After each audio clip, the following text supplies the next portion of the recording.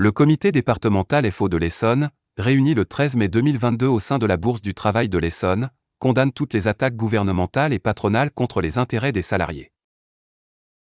Il rappelle que le principal préalable à l'action syndicale repose sur la liberté et l'indépendance syndicale. C'est pourquoi, il réaffirme son attachement à la charte d'Amiens. Notre indépendance totale vis-à-vis de l'État, du patronat, des partis politiques et des églises, exige l'abrogation des lois liberticides. Le comité condamne les guerres qui sévissent en Ukraine et ailleurs. La guerre, c'est le massacre de gens qui ne se connaissent pas, au profit de gens qui se connaissent et ne se massacrent pas. Astérisque. C'est la classe ouvrière qui paye la note par son sang et l'austérité.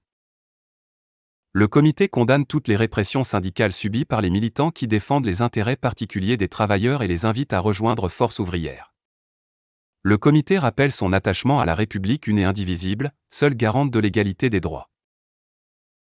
Le comité condamne toutes les répressions syndicales subies par les militants qui défendent les intérêts particuliers des travailleurs et les invite à rejoindre Force ouvrière. Le comité rappelle son attachement à la République une et indivisible, seule garante de l'égalité des droits. Le comité départemental exige le rétablissement de la hiérarchie des normes et du principe de faveur, pilier de la République sociale foulée par les lois travail, ainsi que les lois et ordonnances Macron, ainsi que les lois Rebsamen et de transformation de la fonction publique qui remettent en cause la représentation des personnels.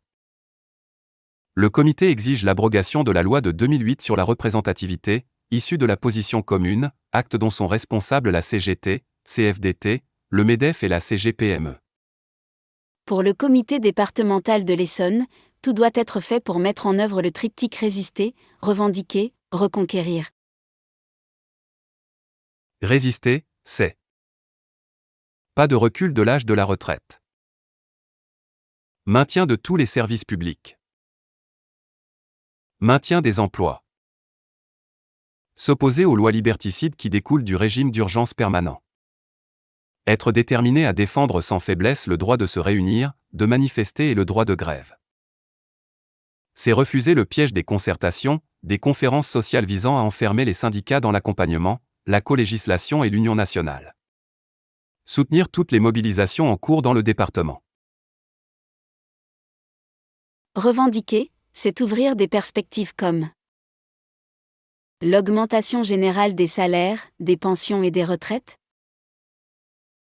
le passage du SMIC à 1 800 € brut, l'augmentation du point d'indice dans la fonction publique, et pour les assimilés, avec le rattrapage de 25% de retard accumulé depuis l'an 2000, les 183 € pour tous les salariés du secteur médico-social dans le public comme dans le privé, le blocage des prix, le rétablissement d'une fiscalité réellement progressive, la retraite à 60 ans et 37,5 annuités de cotisation pour une retraite à taux plein, maintien de tous les régimes spéciaux, la relocalisation des emplois industriels, l'abrogation de la réforme de l'assurance chômage, l'arrêt immédiat de la marchandisation de la santé, en particulier en confiant nos anciens à des groupes financiers comme Orpea, par la création d'EHPAD publics à la portée de tous, la réintégration des personnels suspendus du fait du pass sanitaire.